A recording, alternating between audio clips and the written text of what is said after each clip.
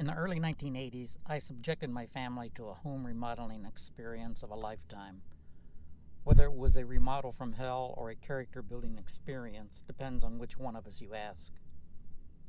In 1893, Judge Muse built this Victorian-style house in Dallas, Texas.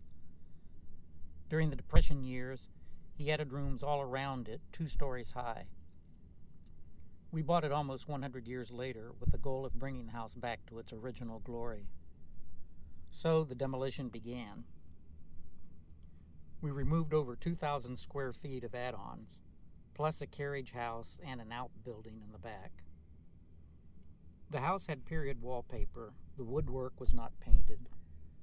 The fretwork between the living room and dining room was intact, and the sliding pocket doors in good shape, but they would not close because the floor was not level.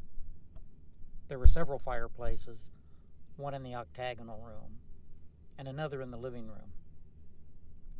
The weight of the house caused the house to sink by the time we bought it. The biggest challenge we ran into was lifting the 3-story house up off the ground by several feet. We lived on the 2nd floor while working on the 1st floor, and vice versa.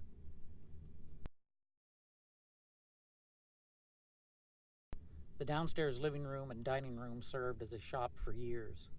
It was pretty drafty in the winter with the wind and sometimes snow coming through the walls. After 5 years, we began to see light at the end of the tunnel, and we put the house up on the neighborhood walking tour. But after 6 years, we had had enough. It took a toll on the family. We sold it and moved to the suburbs to a brand new home. However, for me, the house is a place I always go back and visit.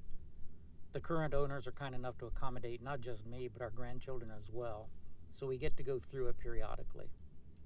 It is a house I still have very fond memories of, and probably always will.